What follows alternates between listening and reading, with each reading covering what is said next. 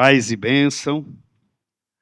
É uma alegria recebê-los aqui novamente nessa noite, nessa nossa segunda noite sobre esse novo conteúdo que nós estamos desenvolvendo, que nós vamos hoje, na verdade, entrar mais profundamente um pouco no tema. E é bom ver que os amados têm interesse na palavra de Deus e não só no conhecimento frio dela, mas um conhecimento prático, não é? Eu gosto de pensar que a palavra de Deus só tem sentido se praticar. Fora isso, se torna um conhecimento comum. Não é verdade? Vamos fechar os nossos olhos e falar com Deus mais uma vez. Senhor, nós estamos diante da Tua santa presença nessa noite. Aqui estão os meus irmãos e irmãs, os quais o Senhor designou que estivessem conosco hoje. Alguns não estão aqui, estão doentes. Outros estão viajando. Outros estão em atividades da igreja nesse dia. Mas aqui, Senhor Deus, estão aqueles que o Senhor quis que estivéssemos aqui hoje. Pai, nós queremos ouvir a Tua palavra, não como uma palavra de homem, porque aqui estou eu falando, mas é a Sua palavra. E que nós possamos ouvir a Tua voz com os nossos ouvidos espirituais, que o nosso coração a receba como sendo ela uma semente que é lançada num solo fértil. Tira de nós toda resistência à Tua verdade, à Tua palavra. Que o Espírito Santo conduza cada um desses momentos e que nós saímos daqui fortalecidos no Senhor. Que nós saímos daqui instruídos pelo Senhor. Que o Senhor dê a cada um de nós o Teu conselho, de acordo com a necessidade de cada um. Assim nós oramos no nome santo de Jesus. E a igreja diz o quê, amados? Amém, amém e amém. Bom, nós estamos utilizando esse livro, Resolução de Conflitos, uma compreensão bíblica e suas implicações para a dinâmica dos relacionamentos. A gente não vende livro aqui, mas às vezes a gente traz um livro e o povo não consegue. Como através dos nossos cursos, né, lá da CEBI, a gente tem alguns livros que vêm de lá, e eu pedi uma quantidade que viesse uma quantidade um pouquinho maior para atender os amados que queiram adquirir. Isso aqui é um investimento, não é um gasto. Se você determinar a ler 20 minutos por dia, você consegue aí numa semana ler 2 ou 3 capítulos, tranquilamente, e com certeza esse conteúdo vai impactar a sua vida. Eu descobri há um tempo atrás, nessa minha juventude, né, que eu sou jovem demais ainda, que uma das coisas que me motivavam, o que lhe motiva? Você já parou para analisar isso? Uma das coisas que me motivavam era a leitura. Eu descobri isso cedo. A minha casa, eu vinha de uma família bem simples, e a gente tinha Bíblia, mas não tinha livros. E quando eu descobri a leitura, o primeiro livro que eu encontrei lá, que era um romance, aqueles que vendiam nas bancas de revista, eu achei um daquele lá. E dali eu comecei a ganhar interesse pela leitura. E, de fato, a leitura, ela nos leva para realmente outros níveis de conhecimento. Então, separe um tempo pequeno. 20 minutos é um bom começo. E valendo todos os dias um pouquinho, exceto fora a palavra de Deus. Estou falando a palavra de Deus é o nosso principal leitura. Mas livros como esse ajudam muito, nos dando direção e entendimento sobre muitas coisas. Eu quero começar hoje colocando uma imagem lá no quadro, e eu quero perguntar de você, por exemplo, aqui, do meu querido Zeca. Zeca, o que é que tu está vendo aí? O homem escorrega, né? O que você está vendo aí? Não tem ter certo ou errado, né? O que você está vendo? Às vezes eu estou lendo uma coisa, entendo de um jeito, você entende de outro. Um cara bravo, cara com raiva. Tá certo. Alguém mais está vendo outra coisa? Um rosto triste. O que mais? Um rosto pensativo. Olha, o Zeca está começando a animar agora. Mais alguém para terminar? Uma mulher está julgando, né? Está julgando alguém, né? Hã?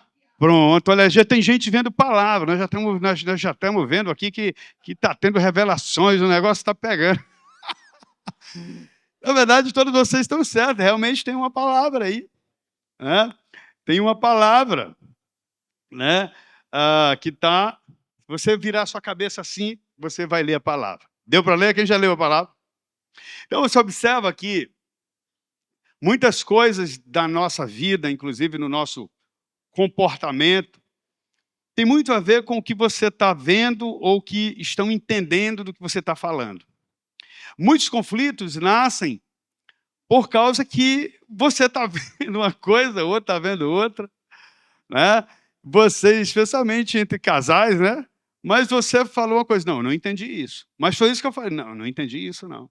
Eu tenho o tempo todo que está ajeitando as coisas, eu e a Sueli, porque a gente entende mal. Se você não tiver cuidado, você acaba arrumando um problema que é difícil, muitas vezes se torna difícil de resolver, simplesmente porque você teve uma leitura errada daquela situação, não é? Paulo, lá em Efésios 4, versículo 2, eu quero ler com vocês, Efésios 4, 2, Efésios 4, 2 diz assim, achou? Efésios 4, 2, eu vou ler só, nós lemos semana passada, na minha linguagem aqui, eu digo, com toda humildade, sejam sempre humildes, né, e amáveis, tolerando pacientemente uns aos outros em amor.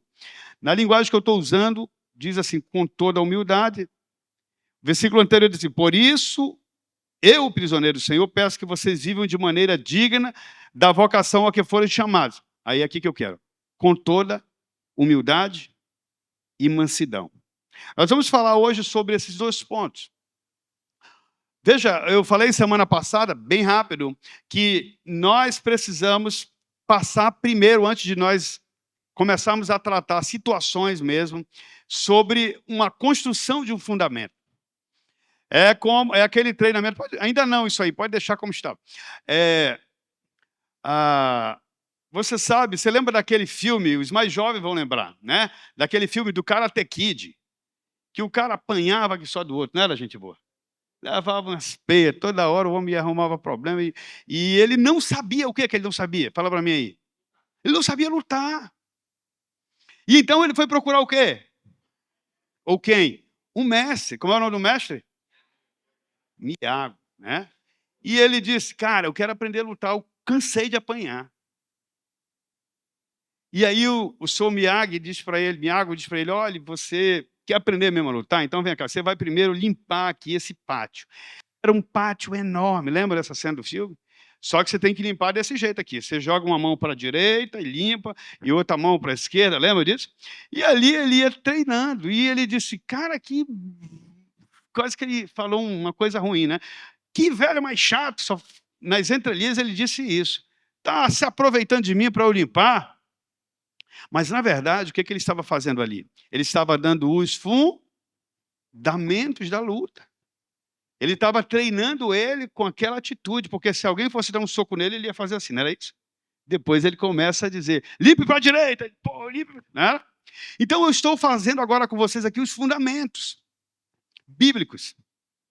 Esses fundamentos são muito importantes para que quando você estiver diante de um conflito, você saiba naturalmente o que fazer se nós pensássemos em arma ou em um golpe de luta, que arma você vai ter que usar naquele momento. Aqui eu tenho que ser humilde, né? Como é que eu ajo nesse momento? Então é muito importante hoje e a próxima terça-feira para você entender esses fundamentos. Por que eu falo do livro? Porque o livro vai te dar muito mais conteúdo. Esses 2 capítulos aqui dá cerca de 80 páginas. Então vai ser complicado a gente, em 40 e 50 minutos, dar muitos detalhes. Se você tiver o livro, você vai poder aprofundar ainda mais, né? E vai ser bênção para a sua vida.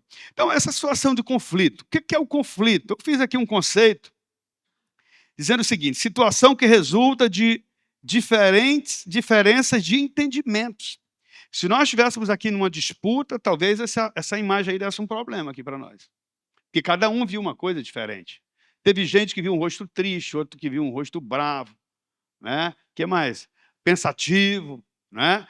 E aí cada um ia achar que a sua verdade era a única verdade e poderia gerar um conflito. Então, diferenças de entendimento, também interesses ou objetivos individuais ou de grupo. E uma coisa interessante sobre conflito é que muitas vezes ele vai gerar uma competição. Alguém tem que vencer essa discussão. Alguém tem que ser vencido. Eu tenho que me sentir que eu sou superior naquela situação. Então gera uma competição e o conflito, muitas vezes, nesse nível carnal, ele é centrado em si mesmo. Por isso que ele tem o desejo de vencer, né? Centrado em si, busca o seu próprio interesse e sua glória e as suas conquistas. Então, você imagina, o Marcos chega de manhã em casa, né? De manhã ou de tardinha, aliás, depois trabalha, e diz, hoje nós vamos comer fora, né? E aí a patroa diz, uau, ela já pensa, exemplo, tá? Hoje eu vou comer aquela massa que eu estava sonhando, o bom me acertou. E aí, do nada, ele diz, nós vamos hoje comer um peixe frito. Misericórdia. E ali, aquela dificuldade, aliás, aquele desejo, interesse, gera uma dificuldade de entendimento, e aí começa uma negociação. Se não tiver habilidade, começa um conflito. Uma coisa simples. No outro dia, a esposa diz, eu estou querendo pintar a casa. E o marido diz, pô, eu também estava pensando. E aí ele já diz, eu quero pintar daquela cor da moda. Cinza não sei das quantas. Qual é a cor da moda? Aí a mulher diz, aquilo é cafona. Mas ela não queria dizer, eu já disse. E aí começa o quê? Um conflito por causa de uma pintura da casa. Mais um exemplo para a gente... simplesmente, às vezes, assim, hoje nós vamos sair, nós vamos no shopping. Aí um quer ir nesse shopping, o outro quer ir no outro shopping. Vocês já viram isso antes? Não é? E assim, nós, então, enfrentamos o tempo todo conflito. A pergunta é, como lidar com isso? Como lidar com eles? Porque, gente, no fundo, especialmente os conflitos na família, eu posso dizer para vocês assim, tranquilamente, não há vencedores. Ninguém ganha. Os conflitos na família, é melhor que haja um bom acordo, que alguém ceda, não é? Como poderão andar dois juntos se não tiver acordo? Não é isso que a palavra ensina? Então, o primeiro conflito, o primeiro pré-requisito para lidar com conflito é a humildade. Porque o conflito ele tem a ver com o pecado que nós fazemos contra alguém. Basta uma palavra mal colocada e acaba o dia daquela pessoa. Não é verdade? Basta uma expressão mal feita, mal expressa, e arruma um problema. E especialmente se você está num dia muito corrido ou preocupado, com um nível de tolerância menor, a coisa é séria, né? Então, alguns tipos de conflitos, eles precisam ser primeiro resolvidos com Deus. Porque lembre-se, você como crente, quando você ofende o seu irmão, quando você ofende seu filho, quando você ofende sua esposa, você ofendeu primeiro quem? O pai dela ou o pai dele. Então, algumas dessas situações, você precisa procurar o Senhor e resolver primeiro com ele, especialmente se o negócio foi muito complicado. Eu já tive situações de sair de casa cuspindo fogo. Imagina um homem como eu, elegante, cuspindo fogo, varão, né? Ou então, eu brinco dizendo que os cabelos não duraram muito, varão, porque era tão bravo que queimava.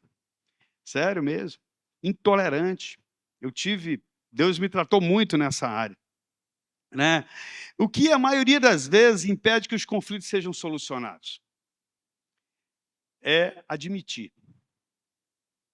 A maioria dos problemas não são resolvidos porque a gente não admite. E por que nós não admitimos? Por causa do orgulho. Eu não vou me rebaixar para ela. E o cara fala isso com a segurança, né? Ela vai dizer, quem é ele? quem é ele para falar comigo desse jeito? Nem meu pai falava assim. Meu Deus, o negócio já fechou. O tempo fechou, gente boa. Então, o orgulho realmente nos impede de solucionar, porque a gente não olha o conjunto, a gente olha a si mesmo. Você pode observar que as lutas, os conflitos que ocorrem, não é porque você está querendo dizer assim, eu quero que o meu marido, que a minha esposa, que o meu filho, que a minha filha, veja Deus em mim, não. Ele quer dizer, ele tem que ver que eu sou autoridade. Ele tem que ver que eu sou maior. Então, isso tudo é alimentado pelo orgulho. Outra pergunta, qual é o oposto da humildade? Soberba. O que é soberba? É orgulho. E o que a Bíblia ensina sobre isso? Que o orgulhoso ou o orgulho precede o quê? A queda, vai dar errado. E o humilde? E a humildade precede o quê? A honra. A palavra de Deus diz isso. Nós vamos já ver aqui um pouquinho mais. Está aqui, Provérbios 13, versículo 10. Coloca aí, gente boa. Diz assim, o orgulho só traz conflito. Não é verdade? O orgulho é o mesmo que a soberba. O orgulho só traz conflito. Você já parou para pensar que quando você está discutindo com alguém e que ele está embrabecido, descontrolado, se você consegue se controlar e diz, cara, te acalma, você está certo. Quando você admite, mesmo que ele esteja errado, é impressionante como ele recua. Mas o que a gente faz? Mesmo sabendo que a humildade precede a honra e a soberba precede a queda, por que a gente não age com humildade? Porque nós não queremos ceder nunca. Olha a segunda parte do versículo, o que diz? Mas os que aceitam o conselho são sábios. Né? O orgulho, a soberba só traz conflito ou discórdia. Veja, o orgulho ele vai gerar o quê, amados? Debate, discussão. E ele se mostra de diversas maneiras. Eu anotei algumas que estão no livro, tá? Primeiro, a pessoa orgulhosa, ela reluta. Reluta o quê? Admitir que está errada. Isso é uma bênção quando você tem coragem de dizer, eu estou errado. Você tem razão. Não pense, preste atenção no que eu vou dizer aqui para vocês. Não pense que você está se rebaixando, não, cara. Essa é a maior mentira que já inventaram para você permanecer no conflito. Você é mais inteligente do que o brabo. Porque você conseguiu enxergar que tem um outro caminho para resolver aquilo e você admite. Você tem razão. Eu não tinha olhado desse jeito. E você ensina aquela pessoa como ela deve se comportar pelo teu próprio exemplo. O outro ponto, quando é reprovado por outro. O orgulho vem quando ele é reprovado por outro. E quando essa pessoa é reprovada por outro, especialmente quando isso é feito de um modo muito duro, o que ele faz? Ele fica na defensiva. Não é? Ele fica na defensiva, às vezes ele transfere a culpa, diz, não, isso aconteceu, foi culpa de fulano. Justifica, fica irado. Outro ponto, quando ele é contestado em público. Você já viu isso? Gente, pensa numa coisa que a pessoa pode virar uma coisa que você jamais imaginaria que ela seria. Né? Quando contestada em público. Então ela fica o quê? Impaciente, aborrecido e às vezes agressivo. Outro, hipersensível. Essas pessoas orgulhosas, normalmente elas são hipersensíveis à correção e são pessoas que não são ensináveis. Se uma pessoa é injustiçada, o orgulhoso normalmente ele tem muita justiça própria. Então ele quer logo resolver de uma maneira normalmente que ele não pensa. Então, se ele se sente injustiçado, alguém pegou pesado com ele, normalmente essa pessoa não se permite perdoar. Ela não dá a mão ao palmatório, ela não perdoa. Você conhece alguém assim? Você conhece algum pai ou filho que não fala com seu pai, que não fala com seu irmão? Quando eu era criança, eu nunca esqueci disso. Eu visitei a casa de uma pessoa, essas pessoas já faleceram tem muitos anos, já eram de certa idade, e eu vi um dos filhos num lugar embaixo, na casa, assim, era uma área, eu não sei dizer bem o que era aquilo ali, mas era aberto e tudo, mas tinha que descer umas escadinhas e lá aquele rapaz estava amarrado, e amarrado com corrente. Você imagina agora aquilo? O pai fez aquilo. Imagina o que causou aquilo. Será que o filho não admitiu uma certa coisa e ele foi extremamente agressivo com o filho? E como é que fica o coração dele? Muitas vezes não permite perdoar. Graças a Deus, essa família se converteu. E eles resolveram bem as coisas antes do pai partir, né? E aí a pergunta que vem é: o que é orgulho? O que é orgulho? Essa questão é muito importante, amados, no fundamento, de você entender o que é, porque você, sabendo os fundamentos daquilo, você tem noção de que nível de nocividade pode te causar. Por exemplo, vamos pensar numa coisa aqui, gente, me ajuda aqui. O que é água? Todo mundo sabe o que é água, né? Agora, o que é naturalmente a água? Aqueles que foram mais estudiosos vão dizer que ela é composta, é o H2O, né? Um átomo de hidrogênio e 2 de oxigênio. O que mais que a água é? Ela tem cor? Tem ou não? Então ela é o quê? Ela é incolor, né? Ela tem sabor. Ela é insípida, né? Você vai então entendendo o que é a água. E você pode dizer assim, e como é que ela se manifesta? Como é que a água se manifesta? Fala aí para mim. São 3, né? Você lembra dessa base aí dos nossos estudos lá atrás? Olha aí, o pessoal conhece. Líquido, gasoso e sólido. Tudo isso é água. Se você não conhece o fundamento daquilo que você utiliza, você simplesmente utiliza sem sentido. Se você não sabe como que provoca esse orgulho em você, você vai repetir aquilo porque você não tem noção da nocividade que ele é. Estão ligados ou não? Deu para entender? Então, a mesma coisa é com orgulho. O autor ele coloca uma coisa interessante. Ele faz uma analogia da AIDS, síndrome da imunodeficiência adquirida. Você sabe que a AIDS em si ela não matava as pessoas. Você sabe disso? Ela não matava as pessoas não morriam de AIDS, ela morria de alguma insuficiência. Porque o que a AIDS fazia? Ela enfraquecia o sistema de defesa do corpo. Então as pessoas iam perdendo as defesas do seu corpo e iam avançando doenças, viravam infecções, elas iam ficando fracas, até que muitas delas morriam. Depois surgiram alguns tratamentos que prolongavam a vida. E se eu disser para você que o orgulho é por aí também? O orgulho é uma doença do pecado, causada pelo pecado. O autor diz que o orgulho é a AIDS da alma.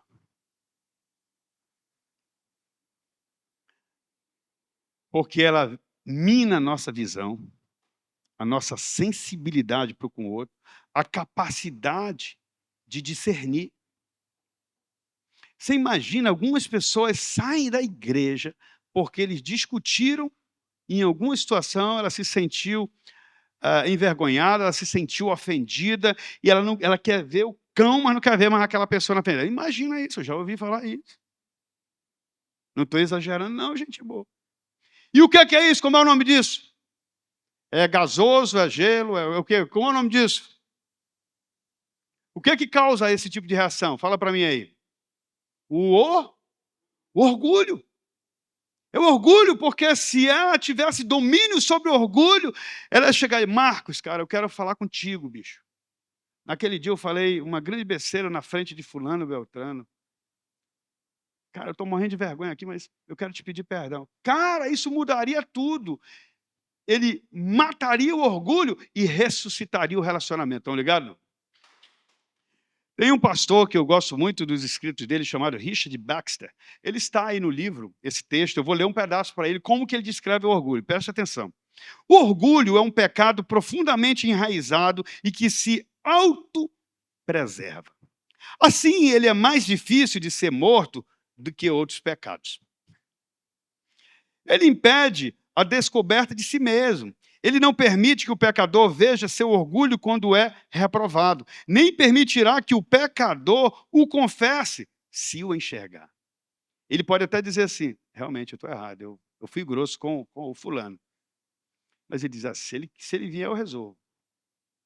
Então ele continua no pedestal dele, ele mesmo reconhecendo, ele não se mexe.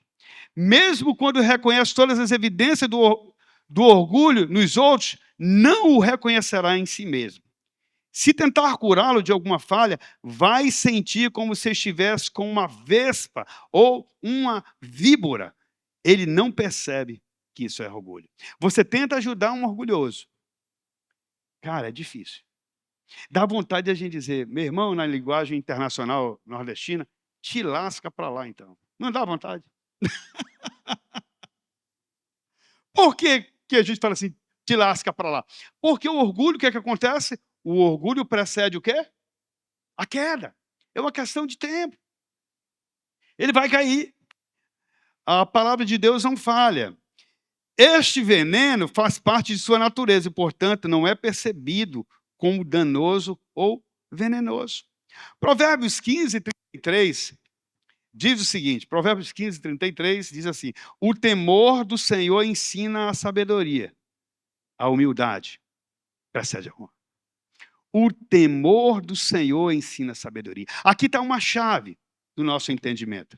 Porque nós vamos já chegar num ponto de você ver que o que vai desencadear, ou seja, trazer a expressão do orgulho, muitas vezes é a ira. E aí você desconhece aquela pessoa, porque ela está irada, ela está descontrolada. Mas quando a pessoa tem esse conhecimento, no exemplo que eu dei da água, ela tem o temor do Senhor. Então ela vai aprender a se frear em determinados momentos. Provérbio 18, 12 diz o quê? O orgulho, que é o mesmo que a arrogância, precede a destruição.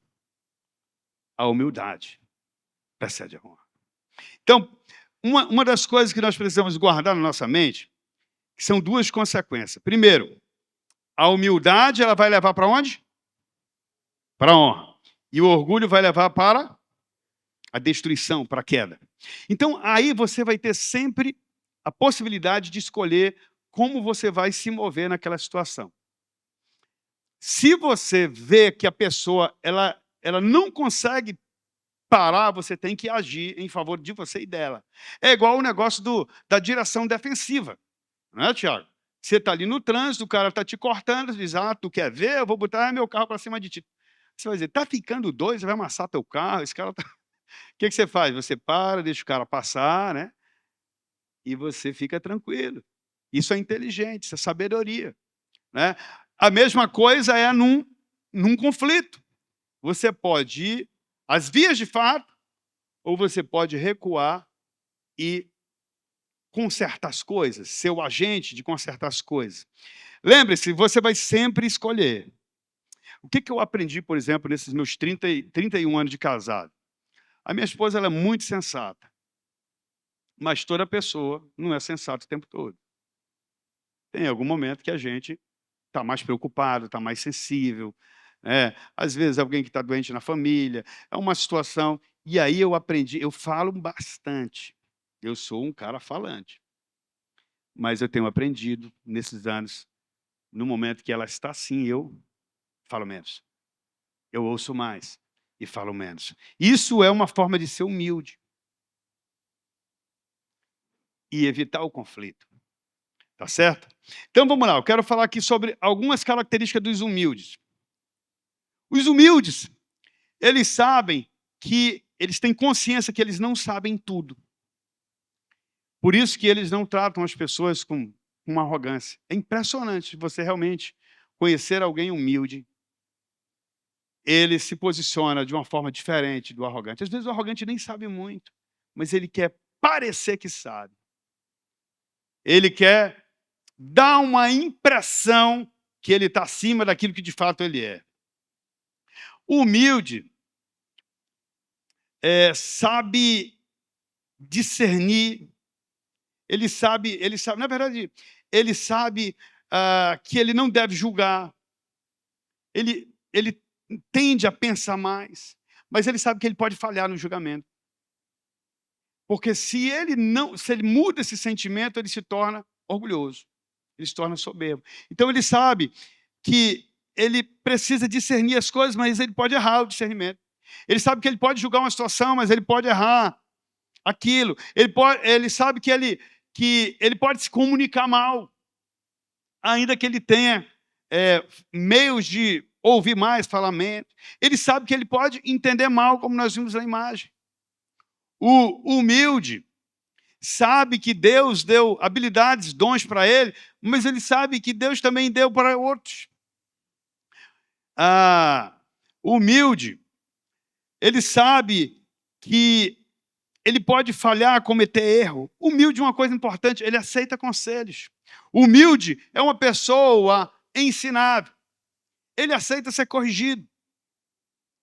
Humilde, ele não tem problema de perdoar e não tem problema de pedir perdão. Olha, gente, eu era o cara orgulhoso. Quem trabalhou comigo no passado, assim, sabia. Eu era o cara que resolvia tudo.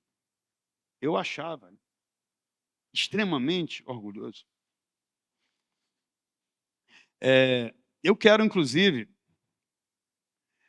tem um texto de Lucas 17, coloca aí, Lucas 17, 3-4. Olha aí, ó.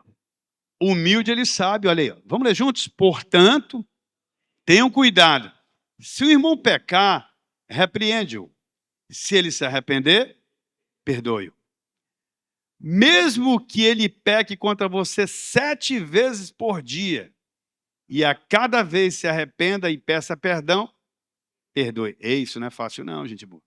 Então, veja só, uma das coisas que o arrogante ele não pensa quando vai falar. Ele é muito rápido no falar. E é por isso que ele peca.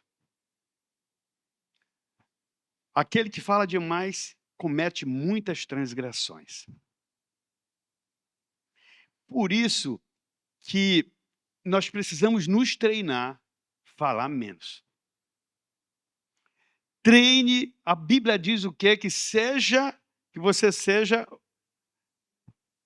tardio para falar. Isso mesmo. É como se nós pudéssemos dizer assim, seja atrasado para falar e rápido para ouvir. Vamos colocar na nossa linguagem assim. Então você precisa ter atenção com isso.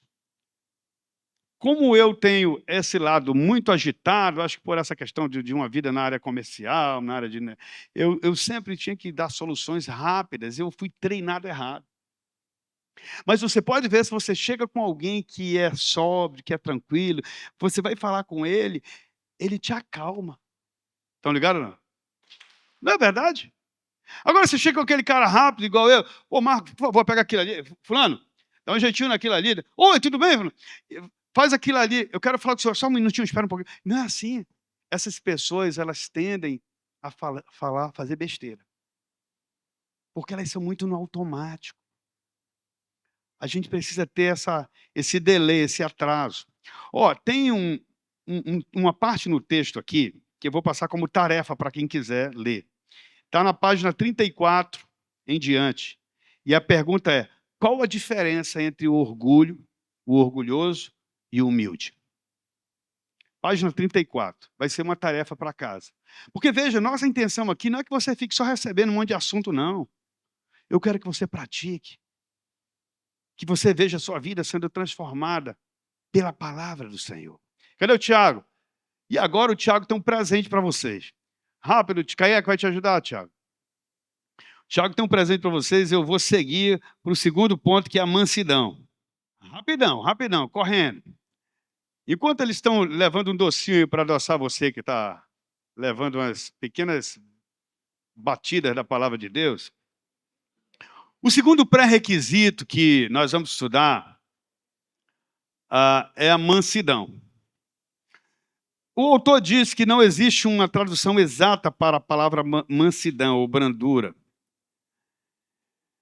porque ela está muito ligada à palavra humildade, que nós acabamos de olhar panoramicamente, né?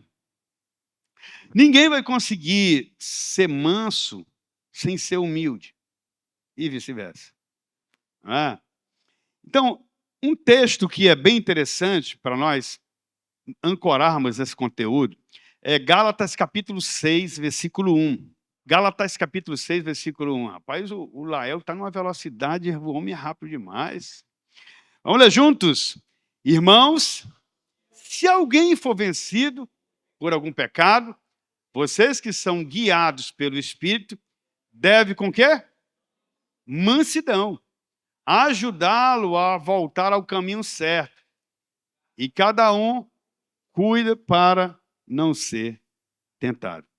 Veja que esse si demonstra que haverá possibilidade de cair, de alguém falhar.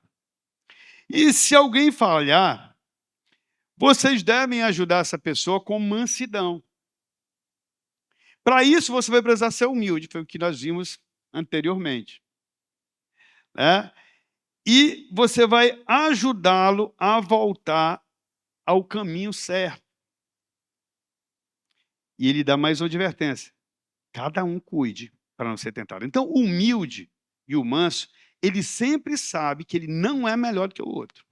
Que ele é tão falho quanto aquele que caiu. Por isso que ele se torna apto, como diz Paulo, guiado pelo Espírito, né?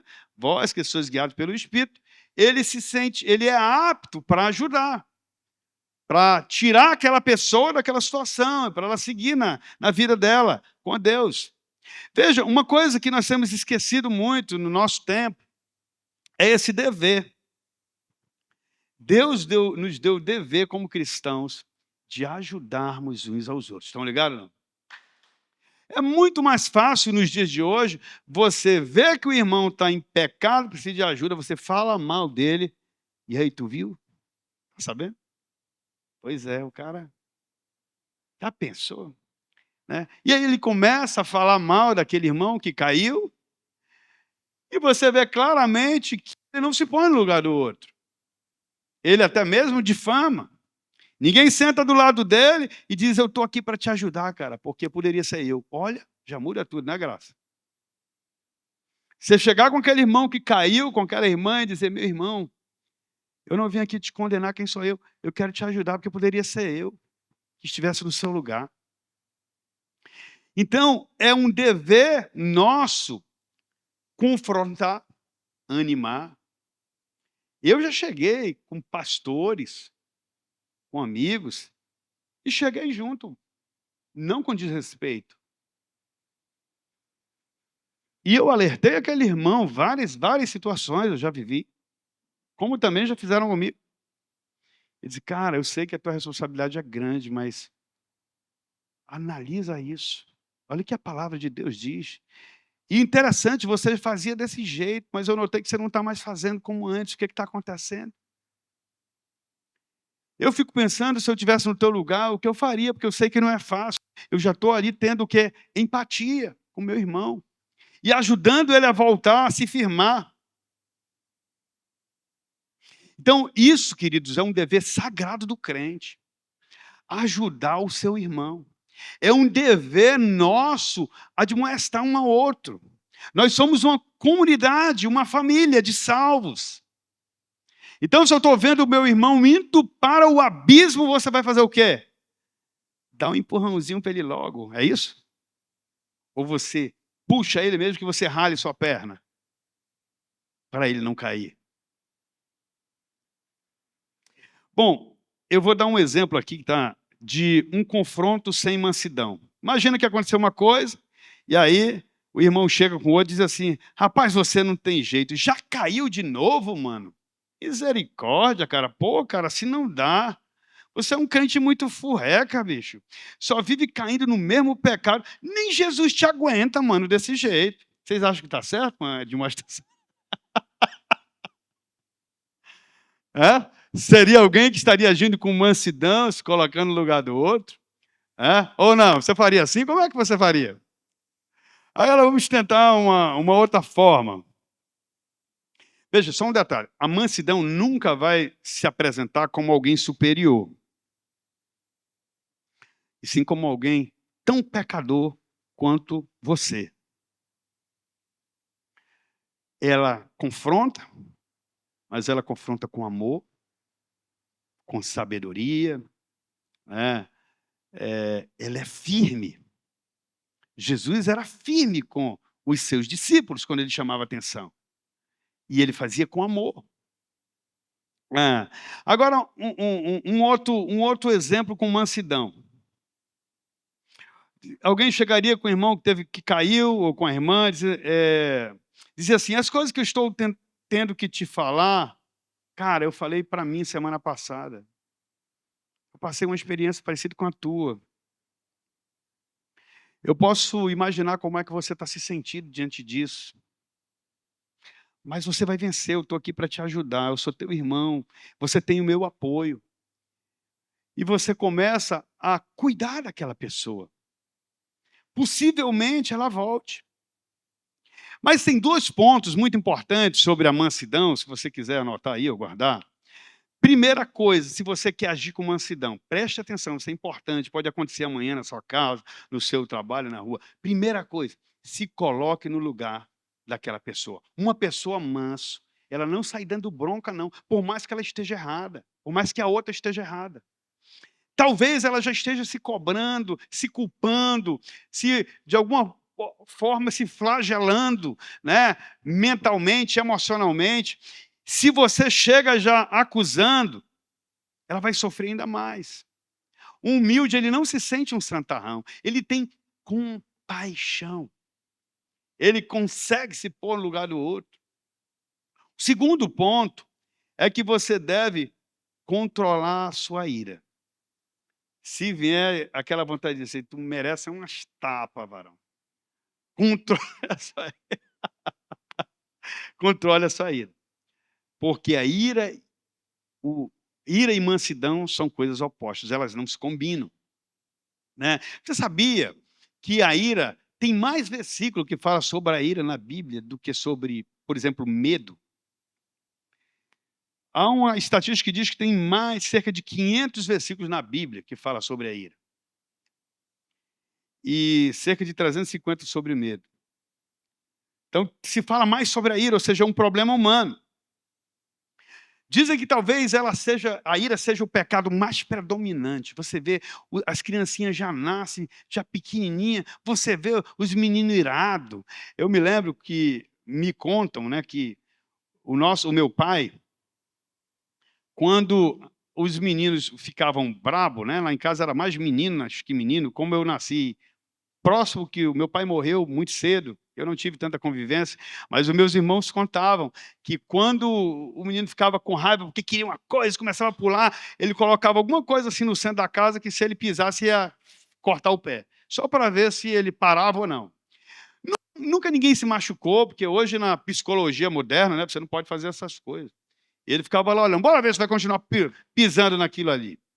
E, graças a Deus, nunca ninguém se machucou, mas ele sabia que ele podia controlar a raiva dele. Esse era o ponto. E ele parava de pular. Porque se ele pulasse em cima de alguma coisa que furava, ia furar, né? Ia machucar o pé.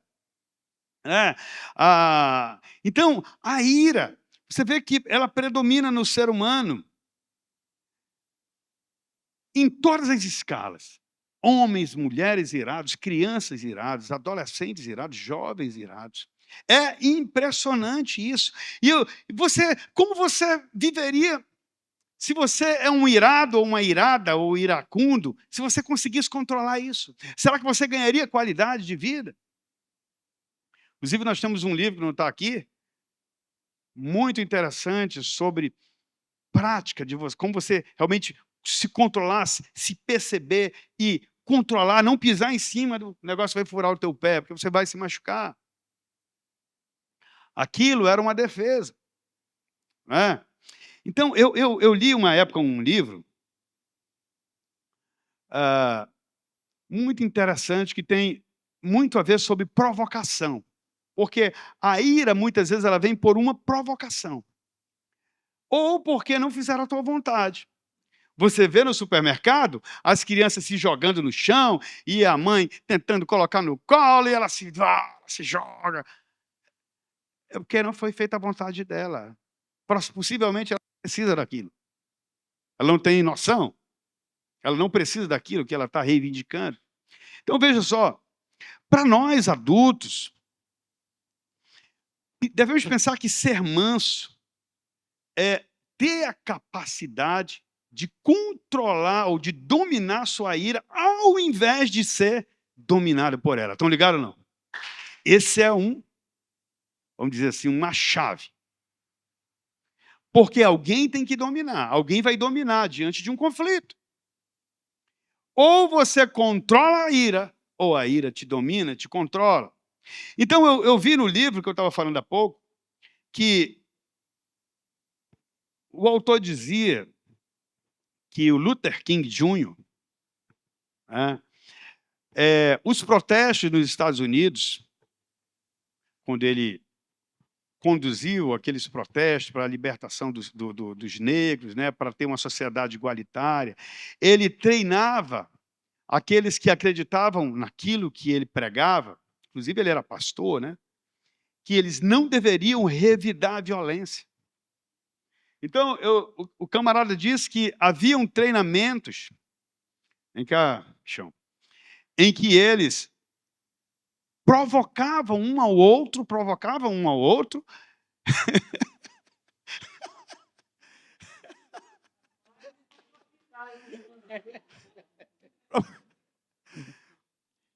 mas ele sabia que ele não podia revidar. Pode ser, tá, obrigado, desculpa, tá? Depois a gente se acerta lá fora. O homem é forte, eu estou de brincadeira com ele.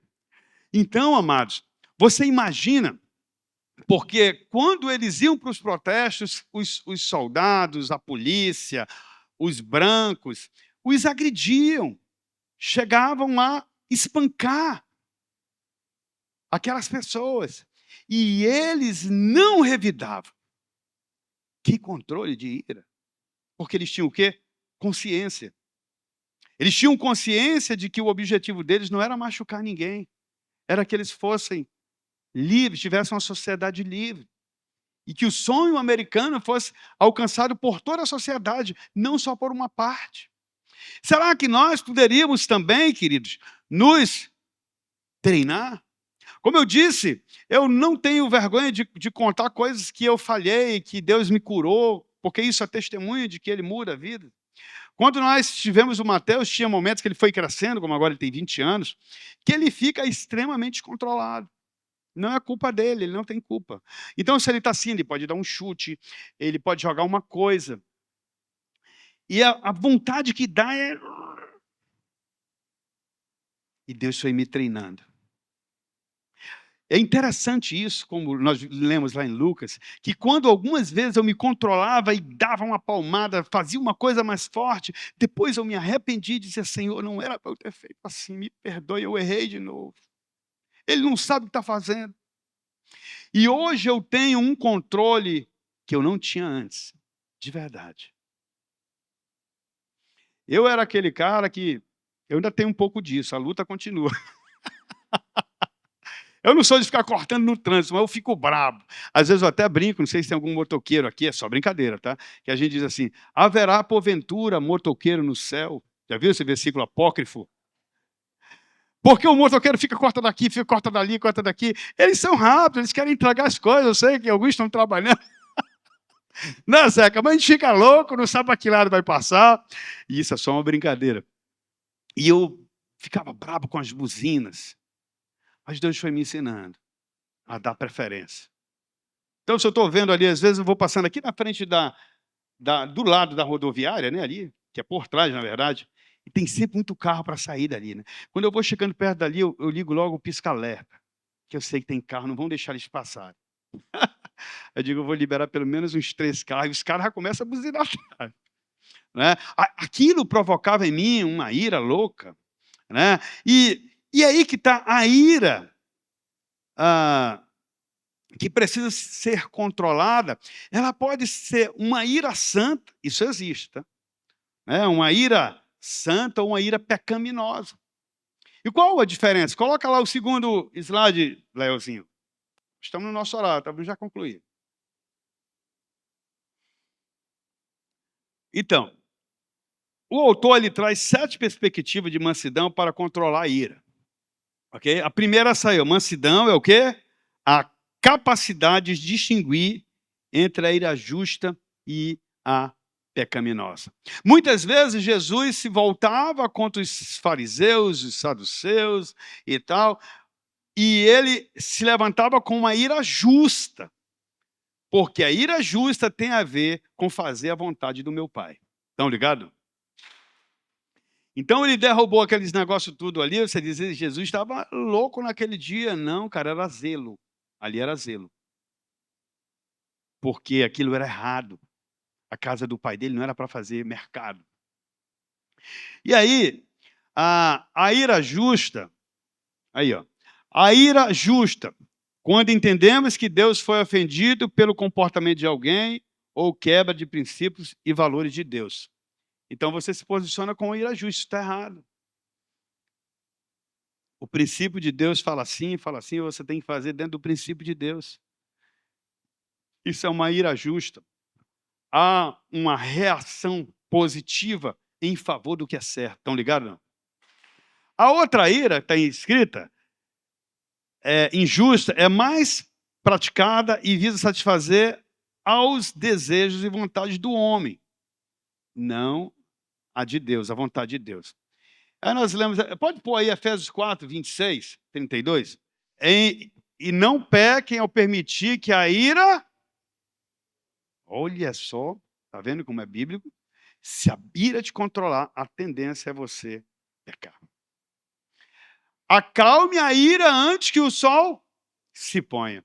Então a ira, ela é possível controlá-la. É possível dominá-la. O impulso natural vai nos levar a responder à ira com violência, com palavras ofensivas, com coisas que vão satisfazer a ti mesmo e dizer, eu venci, arrasei com ele. E 32, em vez disso, seja o quê?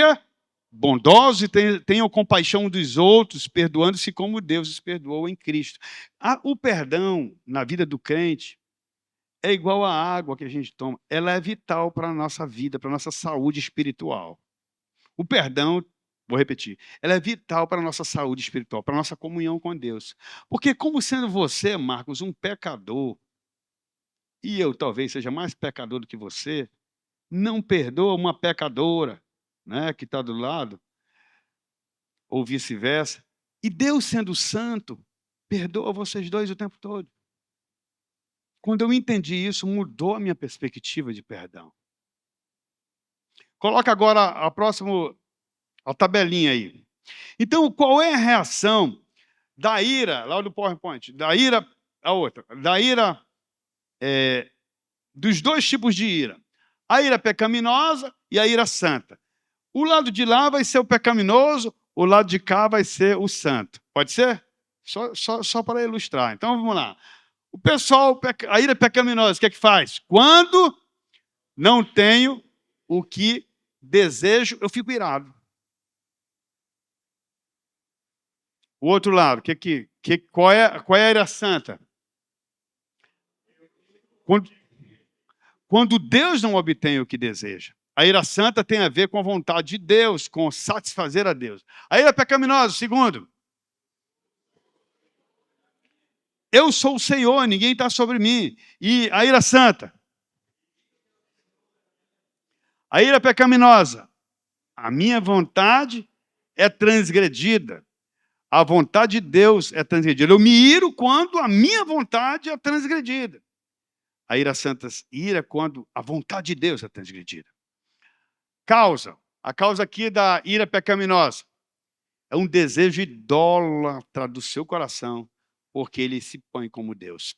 E a ira santa, a causa, qual é? Você faz aquilo para glorificar a Deus e não a si mesmo. Né? Deus é Deus e não você é Deus. O segundo é a mansidão. Mansidão é recusar-se a recusar-se a permitir que qualquer desejo se torne enraizado tão profundamente que produza a ira. Esse é um ponto muito importante. Eu estou fazendo aqui um panorama bem rápido, nesses próximos minutos, para a gente concluir. E eu vou tomar Tiago 4,1, que diz assim, de onde procedem as guerras? Tiago 4,1. E brigas que há entre vocês. De onde, senão dos prazeres que estão em conflito dentro de vocês. O foco são os nossos desejos não redimidos. O que é um desejo não redimido? É aquela área da sua vida que o Espírito Santo ainda não domina. Queridos, santidade não é o tanto de vezes que você vem para o culto, não é o tanto de versículo que você tem decorado, memorizado, não é o tanto de vezes que você leu a Bíblia. Santidade é o tanto que Deus tem dessas áreas da tua vida. Porque à medida que você entrega essas áreas da sua vida a Ele, aquelas áreas são redimidas. E você passa a reagir do jeito de Deus e não do seu jeito. Uma pergunta aqui. O que exatamente eu desejo que o meu oponente não está me dando? Numa briga, a pergunta deve ser essa: por que eu estou ficando louco desse jeito? O que eu quero? Tente entender. Na hora que você estiver descontrolado, mesmo que você aparentemente tenha razão, não vale a pena entrar no jogo da ira, né? O outro ponto é: o que eu quero nessa briga, nessa disputa, é algo que Deus também quer ou é uma ira pecaminosa? Eu estou buscando o meu próprio prazer, a minha própria satisfação. 3, mansidão é saber aproveitar a ira justa de modo que possa ser usada para coisas que Deus aprova. Então, diante dos problemas, muitos ficam irados. Agora, essa ira, veja o que vocês acham, vê se é real isso aqui.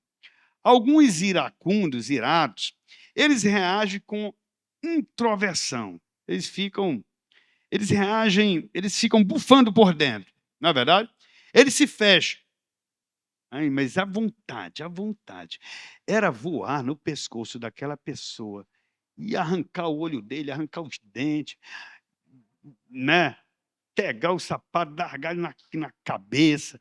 Né? Esse aí, ele se controla. O outro, que o autor chama de ventilação, ele expõe a sua satisfação, então ele grita, ele pula, ele derruba as coisas, ele bate na mesa, ele grita.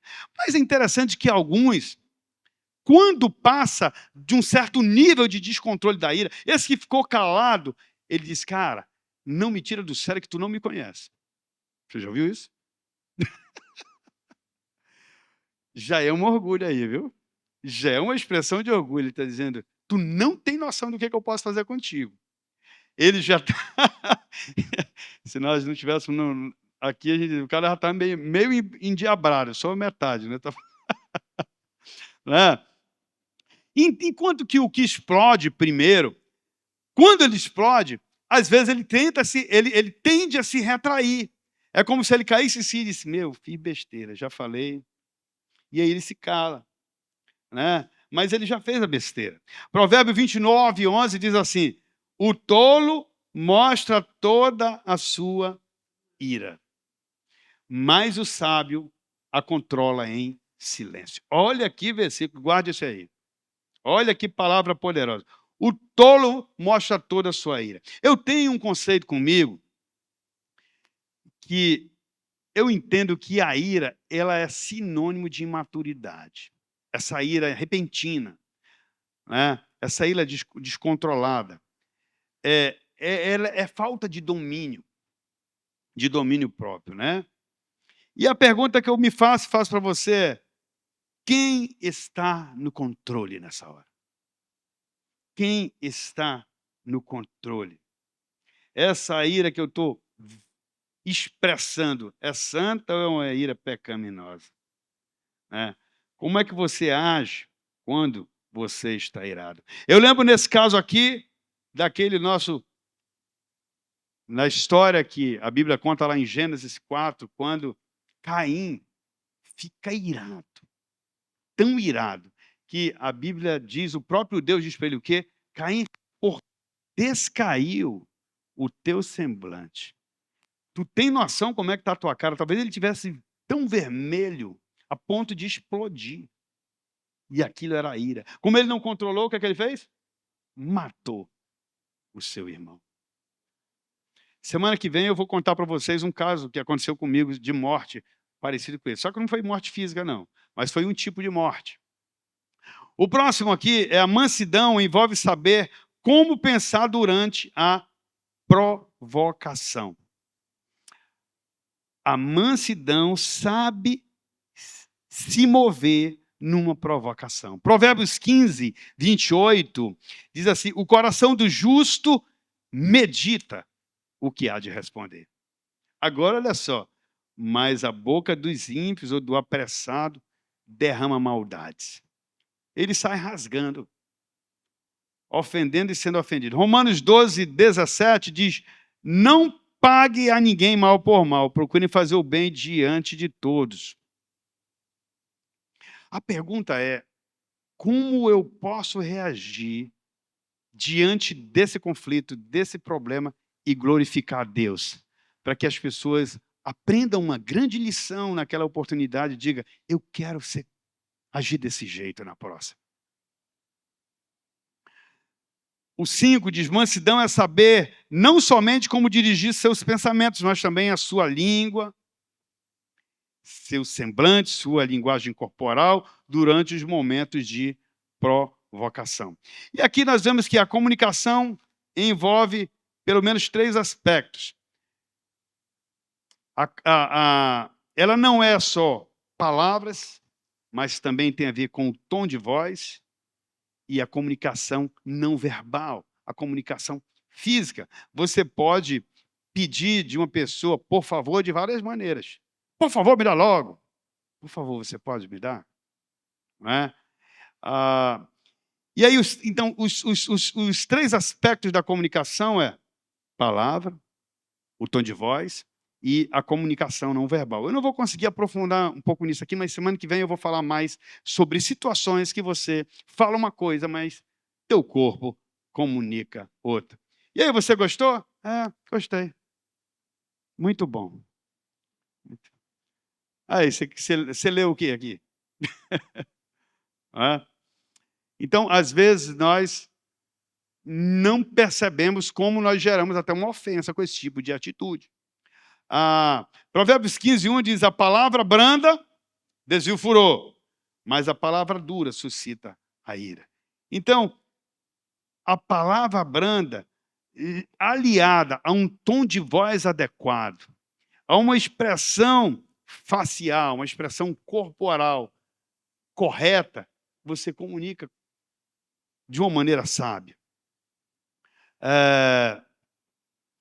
Eu coloquei assim aqui: não é suficiente escolher as palavras certas, é necessário o tom certo e adequado. Então, o tom de voz, lembra do rosto do Caim. De repente, alguém está tá expressando o rosto de Caim em certos momentos, né?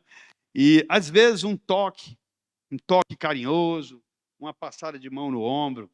Você lembra? Eu sempre fiquei pensando, quando Jesus curou aquele leproso, né?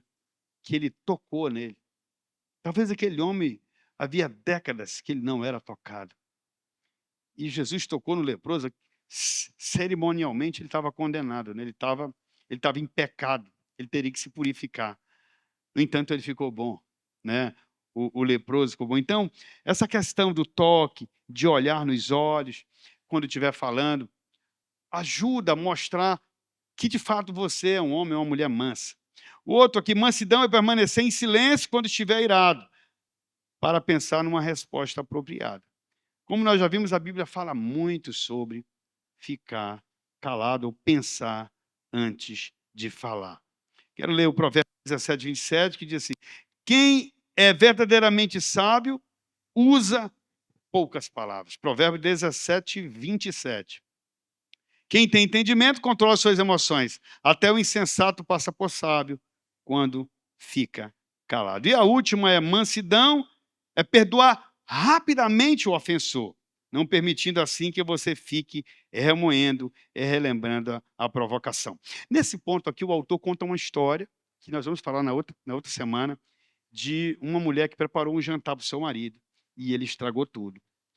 E esse estrago todo gerou nela uma raiz de amargura. E nós vamos entender como é que funciona essa questão de construção de raiz de amargura. Eu posso dizer para vocês, diante de toda a minha consciência de que eu sou um grande pecador, o Senhor me ensinou a pedir perdão rápido. Como eu ainda tenho a tendência de responder certas coisas, porque é do meu hábito, do meu comportamento há anos, quando eu sou provocado, a tendência é eu dar logo. E, e às vezes eu faço isso. E aí, como diz a Sueli, agora você vai ter que consertar. Eu digo, é verdade, eu vou fazer agora. É verdade. Esses dias eu cometi um erro desse. Ali havia um zelo nesse meu erro, por uma coisa que tinha que ser feita, que não foi feita. E eu fui firme e duro, mas não trabalhei o tom de voz, não trabalhei a expressão, e aquele zelo se tornou um pecado. E eu tive que depois consertar e pedir perdão para aquela pessoa. E uma dessas pessoas disse assim para mim, mas eu não me senti ofendido. Aí no meu coração, se tu dizes, lembra dessa história, né? É. Então, na verdade, aquela pessoa tinha sido ofendida sim, mas o orgulho veio ali e ela disse, não, isso não me atingiu. E aí, se ela quiser seguir sem perdoar, aí ela vai carregar a culpa sozinha, porque eu consertei diante de Deus e diante dela. Estão ligados? Então, semana que vem nós vamos finalizar essa historinha aqui e vamos falar sobre a paciência e a tolerância amorosa para que nós tenhamos essa base para lidar com os conflitos. Oremos. Senhor nosso Deus, nosso Pai, muito obrigado, Pai, porque o Senhor nos trouxe até aqui. Obrigado, Senhor, porque o Senhor ministrou aos nossos corações, o Senhor colocou tudo aquilo que o Senhor desejava falar. Obrigado, Senhor, pela vida do pastor Rubem, que foi usado, Pai, para trazer aqui para nós, Senhor, a Tua palavra. Que nós possamos, ó Deus, ser pacificadores em meio a tanto conflito, a tanta confusão em casa, no trabalho, na nossa vida, na nossa família, com nossa esposa, com nossos filhos. Ó Senhor, dá um coração humilde para todos nós, que nós não possamos, que nós não sejamos, ó Deus, arrogantes ou mesmo preconceituosos com as pessoas, ó Pai. Muito pelo contrário, Pai. Torna-nos humildes de coração, Senhor. Muito obrigado, Pai, por esse grupo, por esse ministério, pelas pessoas que estão aqui. Leva-nos, ó Deus, em paz para os nossos lares, para as nossas casas. Quero te pedir, Senhor, uma noite abençoada diante da Tua presença. Ó Senhor, que possamos deitar, logo pegar no sono, descansar com sono reparador e que possamos ter, Senhor, um levantar alegre e feliz diante da Tua santa presença. Essa é a nossa oração nessa noite, Pai, em nome de Jesus. Amém, amém e amém.